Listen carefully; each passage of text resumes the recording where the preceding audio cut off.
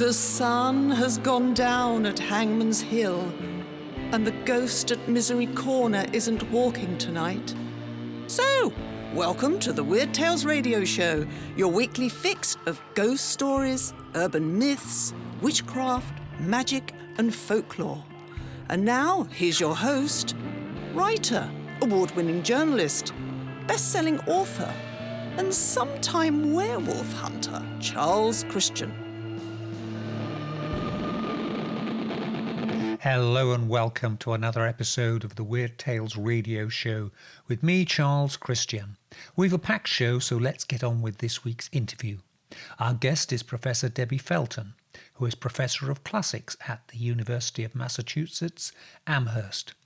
Debbie specialises in the weirder aspects of the ancient world, including teaching classes on ghost stories of Greece and Rome and witchcraft and magic in the ancient Mediterranean. Among other things, she occasionally serves as content consultant for children's ghost story books published by Bearport Press. No children's stories today, however, as our main topic is serial killers in ancient Greece and Rome. Yes, serial killers have been around a lot longer than you might think or fear.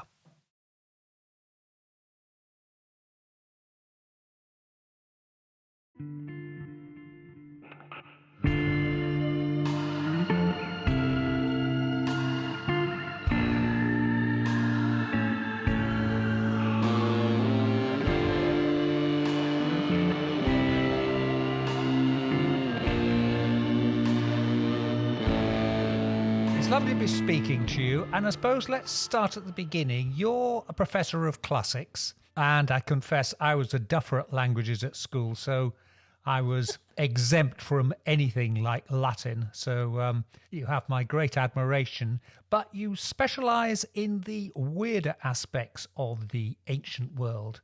And what got you interested in that? Because that's not generally where people in the classics go. No, it isn't. It's true.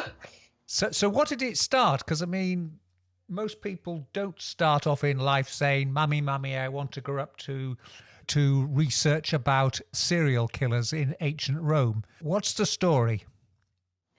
Well, I guess I'll try to make a long story short that my interest in the weirder aspects of the classical world started with my dissertation in grad school, which was on ghost stories in the ancient world. And my first book was actually on haunted houses in Greek and Roman literature. And ever since then, I have been looking at these weirder things and have moved. Well, I'm still doing supernatural things like ghosts, but I've gotten into monsters, and from monsters sort of got into serial killers, and that's the short version.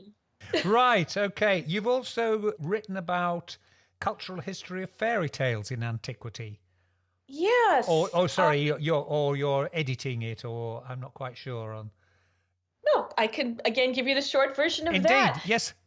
Yeah, there are a lot of sort of handbooks on culture these days, which just consist of bunches of essays geared towards a broader audience than simply like upper echelon academic ivory tower.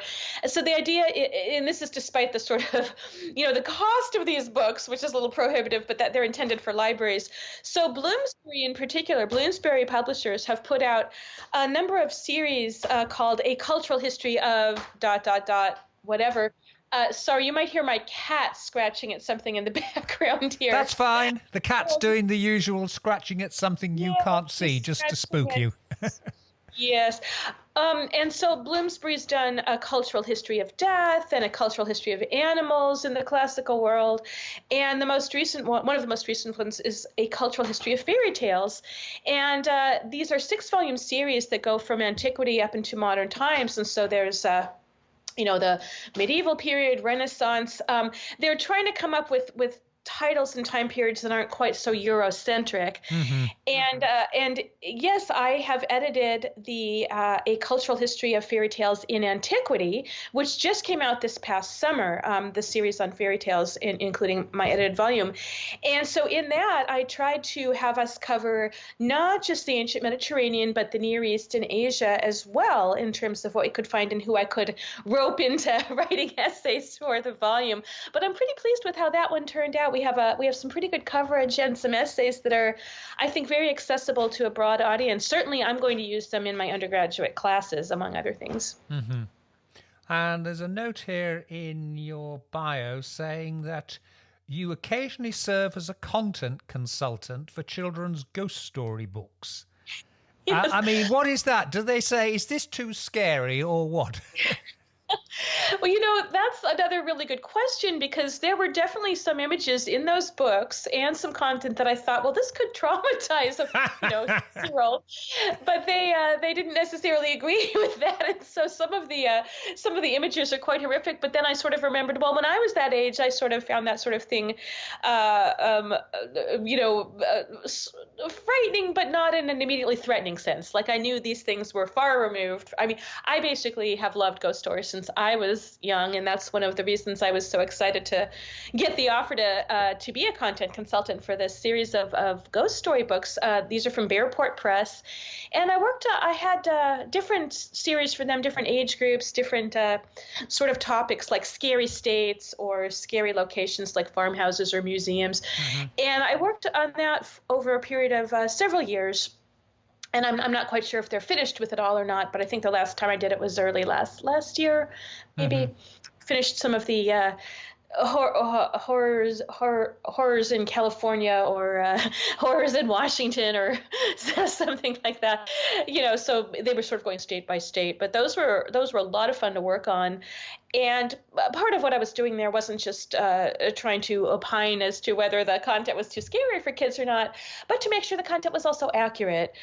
Because occasionally they would have an image with text, but the image wouldn't actually have anything to do with the text. It would be from the wrong time period or the wrong city or something like that. So I was sort of a fact checker as well as a content consultant. And also with my editing background, I was able to help out a little bit with some of those aspects as well, even though they certainly have their own on-staff editors. But as long as I was doing it, if I noticed anything, I let them know. One of the other things I see, you also teach on witchcraft and magic in the ancient Mediterranean. Tell me about that. Obviously not about the whole practice of witchcraft and magic in the ancient Mediterranean, but what perspective do you take on that? Well, I've been lucky enough. My university, or my department specifically, is very flexible in terms of allowing professors to suggest and come up with their own course content. They don't sort of tell you must teach this. They will take suggestions. And so quite a few years back, maybe 15 years or maybe even a little more, I asked whether I could teach a course on witchcraft and magic in the ancient world, because the subject of ghosts, ghost stories, and witches were finally becoming more broadly known and more popular among classicists as well as other people. So classicists, basically as of about 20 or so years ago, were no longer, you must write about the manuscript, tradition of the commentary on Virgil's Fourth Georgic or something like that. If you see what I mean. Yes. It didn't have to be quite so refined and esoteric, but it could be more what some people have referred to as lowbrow culture. So what are some of the stories being told among the people in general, which is difficult because most of the people who wrote about these things were still upper class educated people. But when you throw in material culture, like all of the curse tablets that have been found from the ancient world, these were things that everyday people used, and sort of demon trap bowls and various other material objects help us fill out this picture of, there were folk beliefs in antiquity just like now, where you would want to ward off, evil spirits. For example, with Halloween coming up, I think one of the reasons people are supposed to be carving scary faces into pumpkins is to scare away any evil spirits that are roaming around and want to, enter your house on Halloween. Just one of many, theories about why the pumpkins are supposed to be carved into scary faces, the idea of it being apotropaic. Anyway, so in antiquity, there were a lot of these sorts of folk beliefs, in addition to the higher brow literature, if you want to call it that, with the epic poems, some of which obviously have witches in them, like Circe, for example. So Daniel Ogden, actually, who's at the University of Exeter, put together a source book a little over 20 years ago that collected a bunch of these stories and turned out to be a terrific tool for teaching. And of course, the subject is hugely popular with the students. They're like, wait a minute, I can take a course on witches and magic in the ancient world and have it count for humanities requirement. So I would typically teach this to a classroom of about 150 students every couple of years when we are a bit short-staffed, so the number of times I can offer the course isn't quite as often as I'd like, but I try to offer it every 2 or 3 years, and it's a fun one to teach, definitely. Do you cover Egypt as well in your section? Egypt is sort of in that particular course, I don't think there's a whole lot on Egypt except for a bit of Greek occupied Egypt, maybe after Alexander. Yeah. So Egyptology is its own huge field of study that I unfortunately don't know nearly enough about. But there are definitely stories set in Egypt, for example, like some of the ghost stories. And there's certainly information and sort of cross-fertilization in terms of influences from one on the other. So there's a bit of Egypt lurking in quite a few different classes, including even our mythology class, because there's some myths from Egypt like Isis and Osiris that have bearing on some of the Greek myths, like the story of Demeter and Persephone, for example. Yes, there's a sort of a huge crossover if you take the different models, and obviously you then end up going down that rabbit hole of, is Jesus and the Virgin birth based on Greek or earlier Egyptian models and so on. No, it's a fascinating area, all that. Yeah, and I think Joseph Campbell, the sort of mythologist, folklorist / anthropologist, Joseph Campbell went into that quite a bit a long time ago, in terms of looking at the depictions of Isis and Horus, I think, in her lap versus the Pieta of the Madonna with Jesus in her lap. What's your next book going to be, or what are you working on next? I mean, I'm assuming it's the usual thing. As soon as the manuscript's gone off to the publisher or the editor, you're already working on your next one. And you're quite right about that. So I've got a couple of things going. Currently, I am working on and have a contract with Oxford University Press to do a handbook on monsters in classical mythology. And this is another one of those edited volumes, and I've sort of roped in about 40 different contributors to write about different monsters in the ancient world. And again, not just Greece and Rome. There's an entry on Persian monsters. There's definitely one on Egyptian monsters, and also how they all sort of interacted with and influenced each other in terms of again, cultural contexts. And that also is going to have, bits on the influence of classical, of all of these ancient monsters on later monsters. So, for example, again, say Renaissance art or psychology or feminist studies, for example. So we're just sort of taking this really, really sort of broad view of here are a bunch of different aspects of classical monsters, and feel free to browse about. These are very short essays, around 5,000 to 6,000 words, so shorter than a lot of book chapters. Mm-hmm. Just to sort of introduce a general audience to the topics. And again, I always have concerns that, well, these books are actually quite expensive and they're really intended for libraries and not individual, the individual public is not going to buy, a $550 series of 6 volumes from Bloomsbury on a cultural history of the fairy tales, but libraries hopefully will. And there's also e-versions, of course, of a lot of this that are much less expensive and easier to access if your local library or local university library doesn't have something like this. But anyway, so the Oxford Handbook of Monsters and Classical Myth is my next major project, and it's already well underway. The drafts are in for most of the chapters. But the other thing I'm working on, which probably follows logically from the ghosts and monsters and serial killers, my next project is revenants in the ancient world, and I'm trying to avoid using the word zombie, but that's probably the best word. Yes. But that's a really sort of charged word that doesn't quite work anymore. So revenant is the word I'll be using. Quite a lot of stories in the ancient world about the dead who come back to life for various reasons, under various circumstances, and exhibit various behaviors. And it seems worth working on that. I'm not sure if it's going to be an entire book or maybe a journal article or two, but it seems like there's probably enough to work out another book. When you say the reverence, that's the ancient world as opposed to moving on to the medieval world, because obviously revenants have a big, certainly in English folklore, with William of Newburgh and his tales of revenants, which when you read them, some are what we'd nowadays call vampires in their behaviour, and others are quite clearly zombies in their behaviour. Well, I think a book came out recently. Was it this past summer or maybe the year before?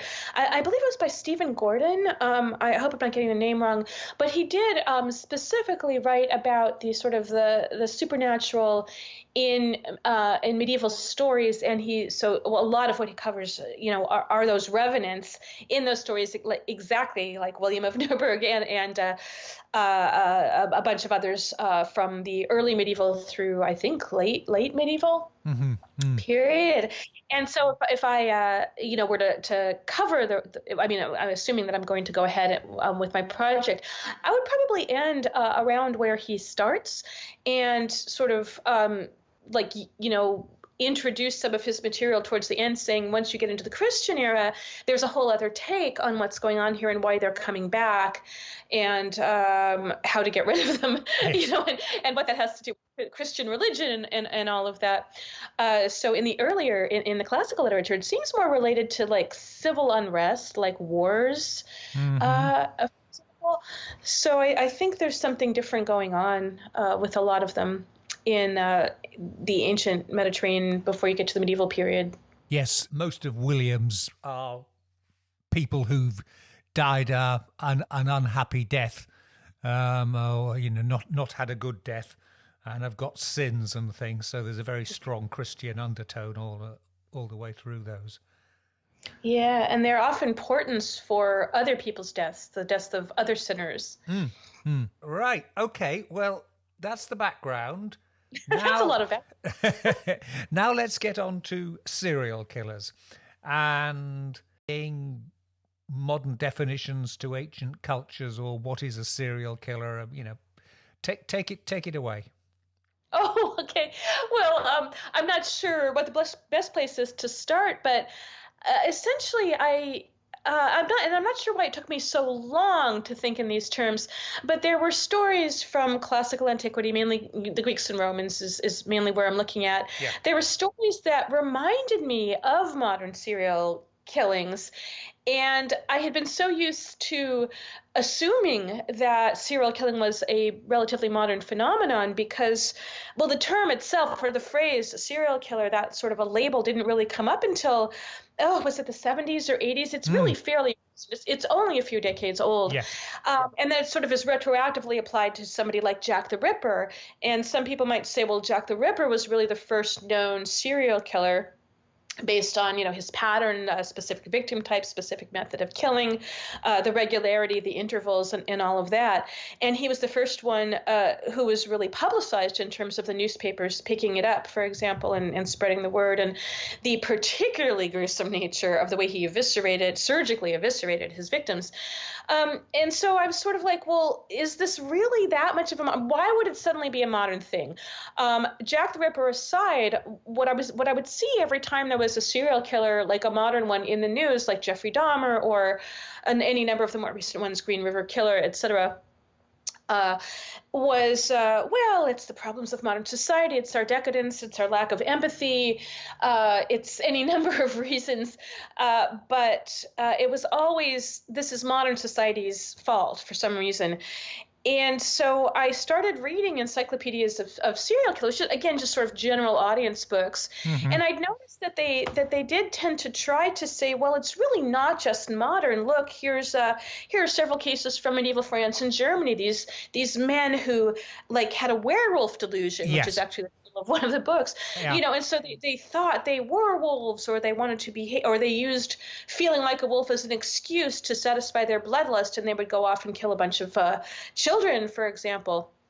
So there clearly were cases going farther back than Jack the Ripper even, and there were cannibal clans in early modern Scotland. Yep. I think it was in Sawney Bean, and so it just turned out that there was a lot more there that was, speculative as it was. It was still sort of, well, this is kind of indicating that these patterns were evident a long time ago, and then in fact there was something by John Douglas, who had worked for the FBI on serial killings, or that is trying to analyze them, not actually doing them. Yes. So John Douglas, so in his book Mindhunter, which has also become a Netflix series, he had speculated that a lot of those medieval stories, and some of which maybe even became like stories of the Brothers Grimm, but a lot of these stories about werewolves and vampires and just other mysterious killings in forests in early modern Europe,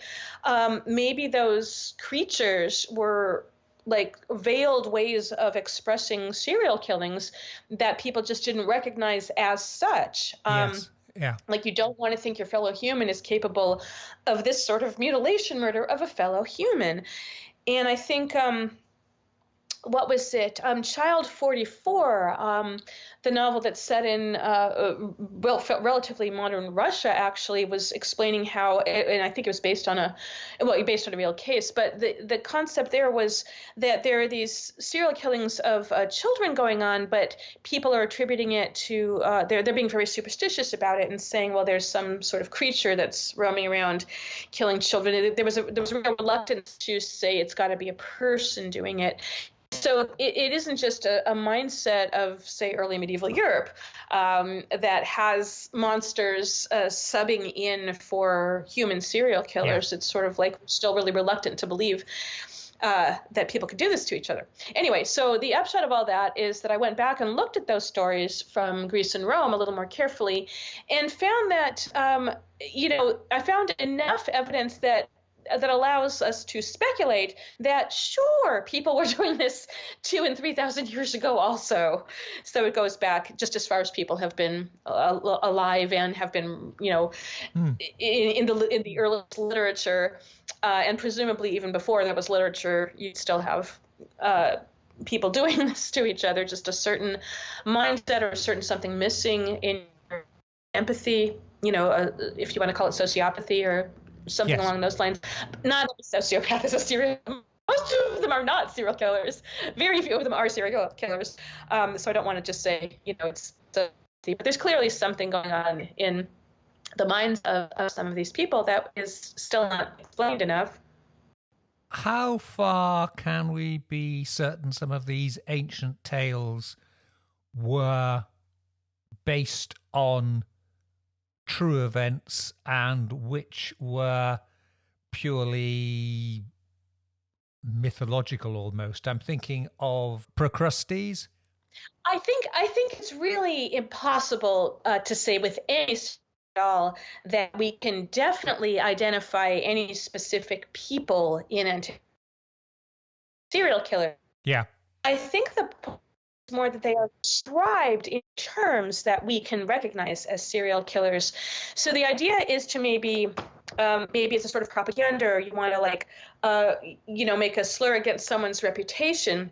You would describe them as what we would call a serial killer, which is not necessarily to say that they definitely were a serial killer, but it suggests that in antiquity, people did recognize serial mutilation murder as a thing, even if they didn't have the specific wording for it that we have now. They would just call it murder. Mm-hmm. And they would even say, well, it's too bad that we can't convict somebody for more than one of these and give them a more, they would get the death penalty just for one of these. And it's too bad we can't punish them for a series of them, because how does that help the families?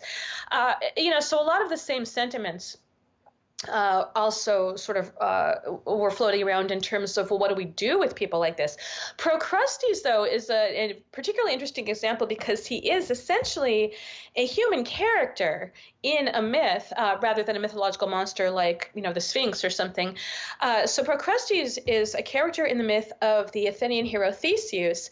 So before Theseus went off and became more famous for going into the Labyrinth and killing the Minotaur on Crete, before all of that, he had encountered this series of criminals who were sort of lumped together under the rubric of, well, they're highway robbers because they're all lurking along the road between southern Greece and Athens, and they are basically picking off, lone travelers who look like they might have some money on them or some supplies that they could be robbed of. So Procrustes was, I believe, the last of the 6 criminals that Theseus came across, but he's a particularly interesting example of someone who sounds like a serial killer because he approaches travelers on the road. He's friendly. He says, hey, you look tired. You've been traveling all day. I have a bed, for like very small sum of money. You can come and stay with me, or just come and stay for free and I'll give you dinner, and I'm just happy to do it. We don't know exactly what he said because the stories don't give us that much detail. Yeah. But the traveler would take him up on the offer. And so Procrustes seems to have had a little hut or something, just off the road. And so he'd give the traveler a bed for the night. And there are a lot of different versions of the story, so I'll sort of mush them together. Yeah. So if the traveler was too long for the bed, Procrustes would cut off the traveler's limbs until they fit the bed. If the traveler was too short, Procrustes would hammer out the limbs, like just smash the bones until the limbs could be pulled enough to fit the bed. So either way, the traveler died horribly. And one of the interesting things about Procrustes in terms of modern serial killers is that it certainly sounds as though Procrustes had a murder kit.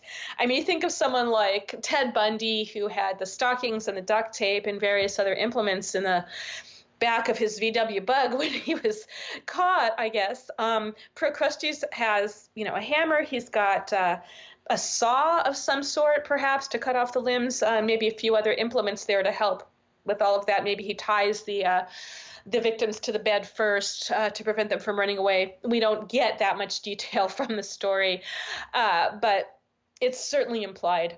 Yeah. And until Theseus comes along and kills Procrustes in the same way, that is, gets him on the bed and cuts off his limbs. I think in that case it was actually cutting them off. Procrustes was tall enough. Until Theseus does that, we don't know how long or how many victims Procrustes had, but it certainly sounded like it had been going on for a very long time. And this brings up the question of, well, why didn't anybody else try to stop him? Why didn't a group of people get together and stop him? And those are the sorts of literal questions that you really can't ask in Greek myth because they're sort of beside the point. The point is that Theseus is trying to make a name for himself by making the roads safer, by conquering villains and making the roads safer and generally cleaning. There was no police. There were no police in antiquity. It was just people. It was sort of a neighborhood watch thing. And the most you would get would be people saying, don't go that way. Yeah. Because people disappear and rumor has it that there's this guy that does this.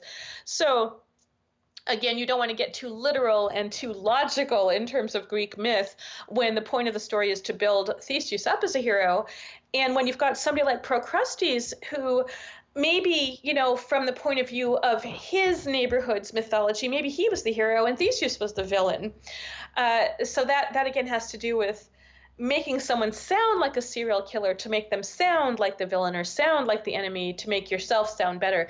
The Theseus myths were all told from the point of view of Athens, and some of the criminals that Theseus meets were in neighboring territories where the Athenians were not on good terms with the leaders of those other territories, so there was some conflict there, and let's make them sound as horrible as possible by painting them as serial killers. That's an interesting one because we have a mythological hero encountering the serial killer. Yeah, and the question then becomes, well, is Theseus, himself a sort of a Dexter character? I don't know if you're familiar with the American series Dexter, which is having a sort of continuation, I think, starting sometime this fall. It was actually filmed near us, like literally down the road from us by maybe a mile. Part of it was filmed down the street from us. Anyway, so Dexter is a serial killer who, controls his own impulses by only killing other killers. Yeah. Well, that's not quite what's going on with Theseus, even though on first glance it could seem like, Theseus goes and kills all these other criminals. So doesn't that make him sort of a serial killer himself? The difference, at least from, the Athenian point of view, is that Theseus is intentionally doing this for the betterment of society and not to sort of sublimate his own bloodthirsty impulses. Mm-hmm. And he also recognizes that killing is wrong. And unlike all of the serial killers, Theseus goes and has himself purified. That is, he undergoes purification rituals at the hands of other local people who absolve him of the bloodshed.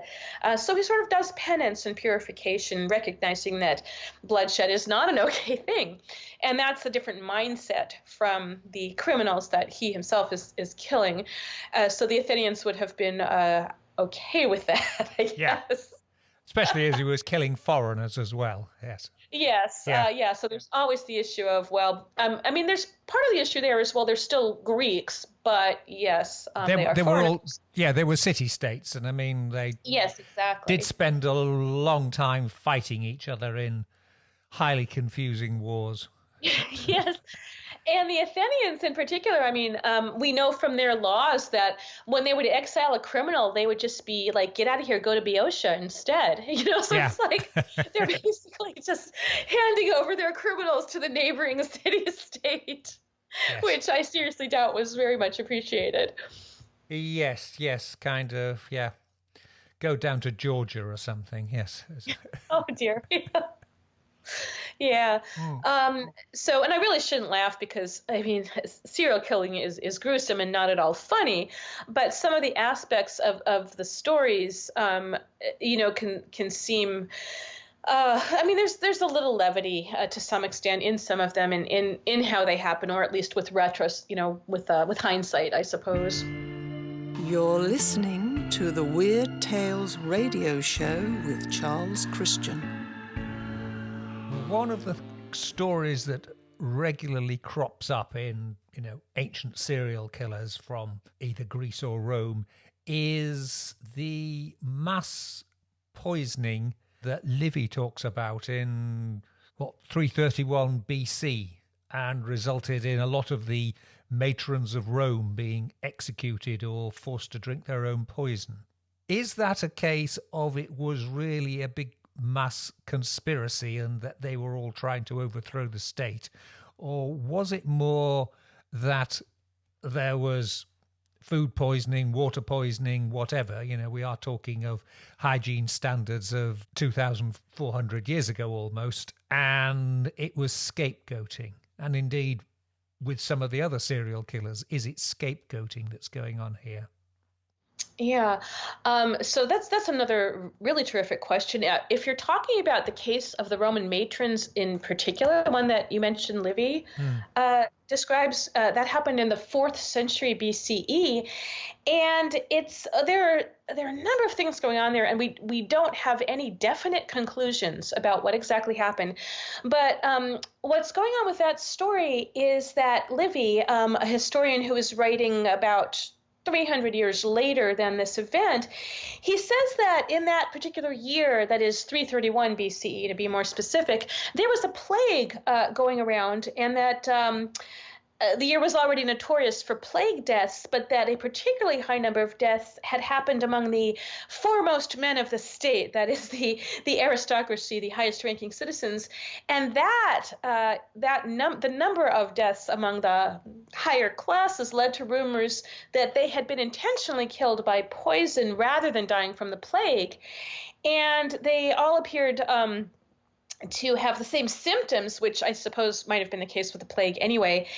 And so there was a rumor then that was given to one of the officials. A maidservant went to one of the officials and said she would tell him the cause of this as long as he promised to basically give her immunity from any blame. And what she said was that a bunch of matrons, married women, were brewing poisons, and that if the officials would follow her right away, they could catch the women in the act of making these poisons. And according to Livy, that is what happened. They found a group of women cooking up batches of drugs and potions and, allegedly poison. Okay. Yeah. So when the women then appeared before the magistrates, they argued that these potions were medicinal, and the maidservant who had accused them said, well, why don't you drink some of it yourselves to prove that it's medicinal? And they decided to go ahead and drink it, and then they died. So was this coincidence, or had they really been brewing poison but just figured they might as well drink it because they'd just be executed anyway if they were found guilty? And ultimately, the Roman officials found something like 170 Roman matrons guilty in this alleged plot. And Livy, the historian, says that up to that time, there had never been any charge of poisoning and get investigated in Rome, which in and of itself is kind of hard to believe, but I suppose one of this size was unprecedented. And people believed that the women had been struck mad rather than actually being evil. The event was highly disruptive to civil order, and so they performed a bunch of rituals to try to appease the gods, who they thought might be partially behind it. Now, in terms of scapegoating and skepticism and all of that, Livy himself expressed a lot of skepticism about the story, and he really was of the opinion that it was plague rather than poison that killed everybody. But he doesn't really explain, what the deal was with the women then, why they had been caught brewing something, and why they, died themselves when they drank whatever it was that they were brewing. Yeah.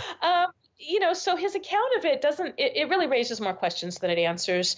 I mean, if they were trying to administer a medicinal potion, why did they keep doing it even when people were dying when they gave it to them? Yes. Like before the women themselves even drank it. Well, clearly the medicine wasn't working if all of these people were dying.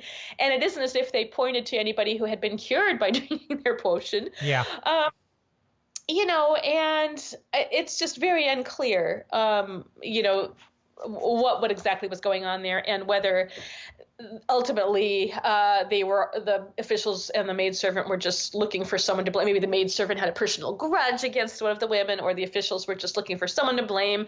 Women were untrustworthy because they were in charge of the cooking and the food, and if something was going wrong on that end, it had to be the women's fault. Just so many different reasons why they might have been blamed. But again, it's like, we don't know what really happened. We'll probably never know what really happened. And the other sort of side comment here is, I don't even know if we can call that serial killing, because mass poisoning, if that's what it even was, mass killings are different from serial killings anyway. Although it's unclear over exactly what period of time all of this happened, but it does seem to have been in the particular year of the plague. So it's still a fascinating case, which is why I included it in the book. And also because some of those encyclopedias of serial killing that I mentioned earlier that I had started looking through, some of them, like I think Michael Newton's Encyclopedia of Serial Killing, includes this case of the Roman matrons as an early example of something that at least sounds like it could be related to serial killing. Like mass poisoning is still pretty horrific and, related in a certain way. I've also seen the maid's action being described as the earliest recorded example of a plea bargain. Yes. Yep, the asking for immunity. I mean, she did not have to come forward at all. Yeah. But basically the deal was for immunity from any prosecution towards her, because the fact that she knew this was going on suggests that she was involved in it. Yeah. So yeah. What about the serial murder then in ancient Greece? Because we tend to have a view that the Romans were a bit dirty and going off and creating empires everywhere and crucifying people who they didn't like, whereas the Greeks wandered around in white robes and wrote poetry and thought deep thoughts and things. And Well, I think as far as the Greeks go, there are a couple of things to mention. One of which is, since we were just on the topic of mass murder, I think we have to mention Odysseus here and his killing of all of Penelope's suitors, over 100 of them, all at once. Basically, Odysseus and his son Telemachus just shot and killed a bunch of mostly unarmed suitors who were just sitting around drinking wine. Yeah. Admittedly, it was Odysseus's wine in Odysseus's house, and they had basically refused to leave when anybody asked them to. So there's this gigantic slaughter. But again, at the time period when the Odyssey is set, and this happens towards the very end, like literally like the last book. Yeah. When the Odyssey is set, there's no law code, and the way that justice was administered was sort of via the families. So I don't want to call it a family feud exactly, but that is a little bit what it was like. If you killed, the son of some family, well, they could come and kill your son, to take vengeance, and nobody would really think twice about that. Yeah. So when Odysseus slaughters all of these suitors, who admittedly have transgressed against him in certain ways that would have been, understood as transgressions back in those days. Nevertheless, when he kills all of these young men, who these are young men who they were either too young or not even born at the time of the Trojan War to go off and fight, because he's gotten him about 20 years later. Yeah. So the families of these young men of Ithaca, the kingdom of Odysseus, the families all come wanting to get their vengeance on Odysseus and his family. And the only reason that does not happen is because the goddess Athena basically comes down in disguise and says, "Stop already, there's been enough bloodshed." And everybody sort of puts down their weapons and goes home. So that, again, is an example of a mass murder and how vengeance might have been handled back then. But in terms of serial killing, we do have a little bit more evidence of what the Greeks might have thought. There's again, this is sort of, it's the evidence is scattered over 1,000 years or so. But there's a case, there's a Greek case from, I think, the 4th century CE, still sort of ancient, I guess, in that respect. But it's a law case. It's a fictional law case, but it's based on real crimes. The point is that this is a fictional law case to show us an example to law students, an example of how to argue. And the case is actually called Against a Murderer. And so rather than naming a specific person whose case, people would know about, it's fictionalized, but it's clearly based on something real that could have or did happen. And so this is about another highway robber, except that like Procrustes and the other people that Theseus encountered, this highway robber doesn't just seem interested in the loot. He robs people, but then he makes them beg for their lives, and then he kills them anyway, and he mutilates their bodies, and in some cases he hides them so the families can't even find them and bury them. And in other cases, the mutilated bodies are found, and the entire village is horrified and terrified, actually. And one of the things that this speech Against a Murderer includes is, how did this person get to this point? So, for example, the killer in this speech is described as having moved from minor offenses to and progressing through lesser crimes to more major ones. So, for example, he got away with stealing many items. He broke through a few walls and robbed people's homes. He committed violent acts. The implication in the Greek there is that it was rape was the violent act that he did more than once. And by not being caught and by not paying the penalty, or by being caught but not paying a penalty for each of these crimes, he was taught to shrink from nothing. And by remaining unpunished, he ended up being a murderer. murderer. So what we've got here is the sort of a background that sounds typical even of modern serial killers, which is starting with the lesser offenses and maybe just getting a slap on the wrist sort of punishment, and then going off and trying something even worse until you finally are just full out murdering and mutilating people. And it sounds a lot like, well, again, I'll bring in Jeffrey Dahmer as an example, but, very similar. When he was younger, he experimented with dead animals. He drank heavily, substance abuse, and committed his first murder, I think, after he graduated from high school. So the sort of this is as close as we come to psychological background for someone in ancient Greece, that he committed lesser offenses, but by not being punished or not being punished sufficiently, he ended up a full-blown murderer, and not just a murderer, but a mutilation murderer, until he was finally caught. And another interesting thing that that this speech says is, he seemed like one of us. He seemed like your typical friendly neighbor and upstanding citizen. And that just sounds so cliche these days, but he was like the perfect neighbor, Yes. right? Yeah. So that was very striking. That was a very striking thing to see in a text that's almost 2,000 years old.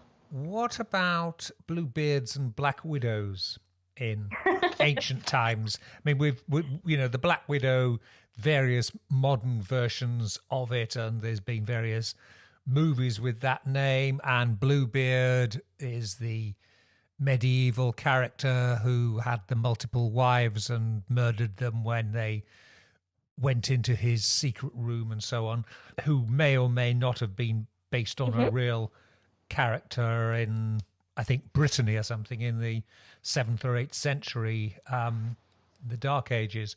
But what about in the ancient world? Another terrific question. And in fact, one of your fellow countrymen, Graham Anderson, who's retired now from the University of Kent, has worked on some of these ancient folktale types, including Bluebeard. I think one of the earliest versions, or the best known version of that is probably the French one. But, as you said, there's a secret room and the wife isn't supposed to go in, and of course she does. So the question then is, can this be traced back to classical antiquity? And Graham Anderson has done some work on that, and he suggests, that there's a prototype in antiquity, not necessarily the actual story, but like traces of it that maybe coalesced later, or just a somewhat similar idea. And what Graham Anderson uncovered is really a little, I mean, these are all disturbing stories, but this one I think really sort of gets you. He suggests that the serial wife killer can be traced back as far as the mythological King Minos of Crete, because according to a number of different myths, women who had sex with Minos died in excruciating pain. And what happened apparently was that King Minos was cheating on his wife. He had a lot of mistresses, and his wife, who was, of course, angry and humiliated, arranged for a spell to be cast on him that was deadly for all the women that he had sex with rather than on him. Although this sounds like it would have been painful for him too, because the spell supposedly caused him to ejaculate venomous scorpions and snakes that would then fatally sting and bite the women. And Minos somehow was eventually cured of this unusual sexual problem. And even in ancient times, people rationalized that maybe he just had a venereal disease. Yes. Rather than literally ejaculating scorpions. But, yes. Yes, hopefully he wasn't cured by the matrons in Rome. And... Yeah, no. And what was the other suggestion that Anderson had to go along with this was that maybe the Labyrinth on Crete, again, which is more well known from the Theseus story, but the Labyrinth suggests, the sort of a secret chamber, even though it wasn't directly connected to the wives, the mistresses, that is. Mm-hmm. But the reason there was a labyrinth in the first place was because Minos's wife did sort of cheat on him, but with a bull. She had been cursed by Poseidon because Minos had, or rather Minos's family was cursed, and it fell on his wife. He had not sacrificed the bull to Poseidon the way he was supposed to, and so Poseidon caused his wife to have sex with the bull, and that produced the Minotaur, the half man, half bull, who was then imprisoned in this labyrinth that Minos had constructed. So all of those stories about Minos are interrelated in that respect. I think it was sort of ingenious of Graham Anderson to see a prototype of the Bluebeard story in that. I mean, it really does take sort of a lot of speculation and drawing together various threads, and it's still, of course, highly speculative. But I think it's just again, a very interesting story of serial. I mean, he was a serial wife killer. Minos was, in that respect, whether it's Bluebeardy or not. What do you think is our fascination with serial killers? Is it a bit like telling ghost stories late at night in winter, and it's sort of, it's scary out there, but we're all nice and safe inside? And serial killers, it always happens to other people, and bit like the movies, who's going to be killed by the serial killer because they're going to do something that's wrong. There's sort of, if you like, almost a moral tale in it. Yeah, I think there's, especially with Halloween coming close now, there are an increasing number of articles and stories in the news about why do we like to be scared, and then is there a difference between telling ghost stories and then serial killer stories? And I think there definitely is a difference in the type of emotions that those stories are intended to evoke and the kind of questions they're intended to address. So ghost stories tend to be more about I don't know if wishful thinking is the right way to put it, but curiosity about, what happens to us after we die? Do we have a soul? Is it separate from the body? Does it survive after our death? Is there a way, and if so, is there a way to contact the other world? But if there's a ghost, does that mean that the spirit's not at rest? And just all these questions about, if eternal non-existence isn't what you believe in, then what is that other world like? And what about vengeful spirits, and why, and can they really harm the living by means other than just scaring them? But yes, as you say, there is a sort of a comfort in telling stories like this. The comfort is in sort of several different aspects, and one of which is in thinking that there is some sort of a life after death. But the other is in, as you say, sort of experiencing fear while knowing that you yourself are or at least hoping that you yourself are safe at the moment that you're telling the story or reading the story or watching the movie about a ghost. And that in itself is, I think, related way back to Aristotle's work on catharsis, for example, and why do we watch these tragedies? When we get scared and then relieved that it's not us that these things are happening to.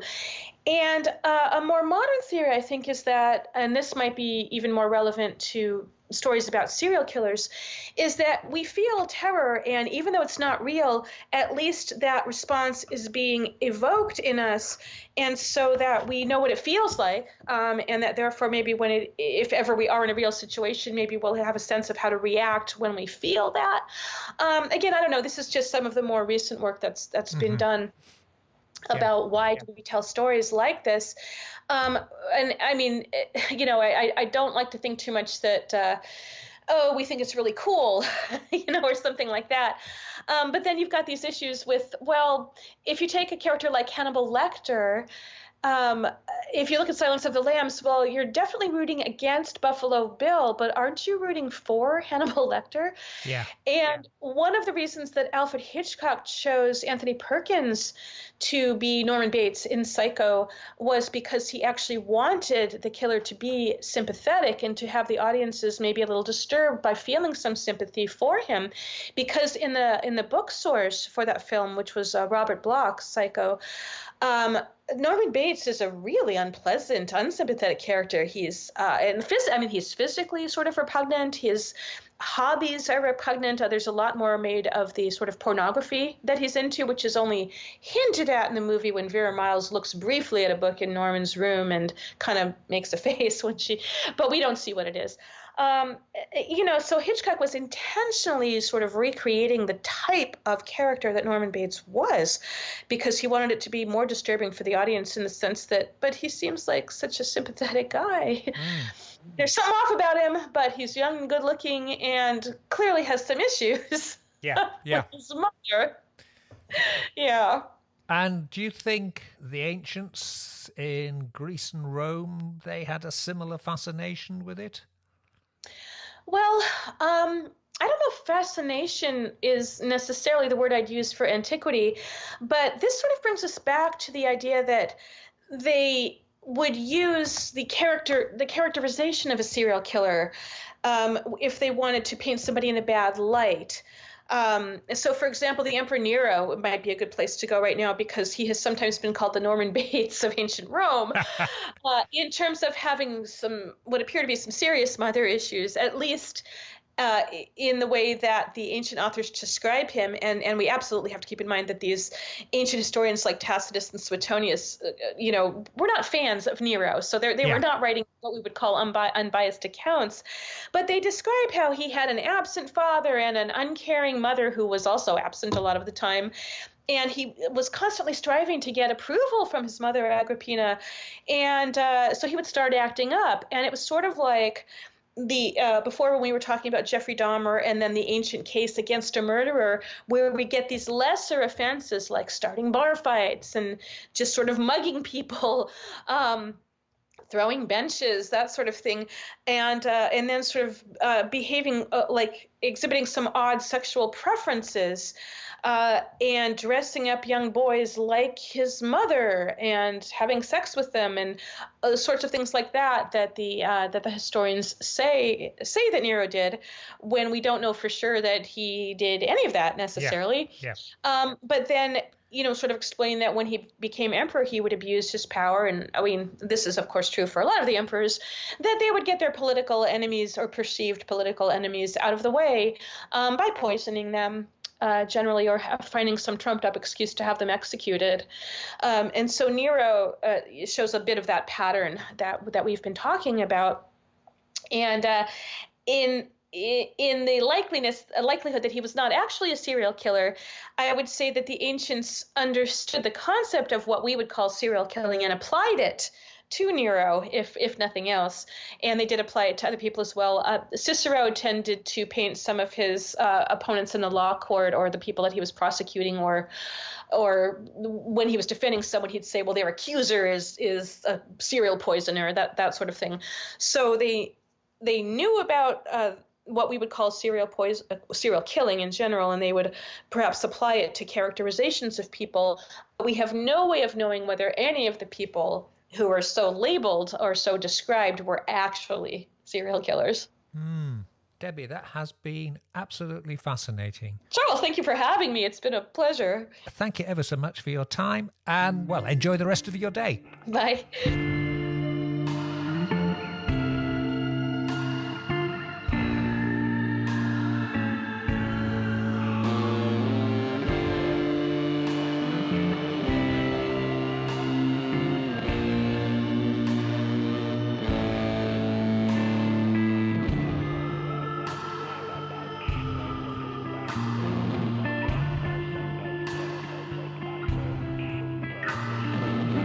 Once again, a big thank you to this week's guest, Professor Debbie Felton. You can find links to her university website and books on the Urban Fantasist website, as well as in the podcast and YouTube metadata. Now it's time for me to go, but with a strict warning that you must catch next week's show, because it will be the last ever episode of the Weird Tales radio show. And on that bombshell, as Alan Partridge in the UK would say, stay well, stay weird. Goodbye. Black Shuck, the demon dog of East Anglia, is baying at the moon, which means it's time for us to go. You've been listening to the Weird Tales radio show with Charles Christian, your weekly fix of ghost stories, urban myths, witchcraft, folklore, and the paranormal. You can keep in touch with us online at www.urbanfantasist.com, by email to urbanfantasist@icloud.com, and on Twitter @UrbanFantasist. Join us again next week for another edition of the Weird Tales Radio Show. Goodbye.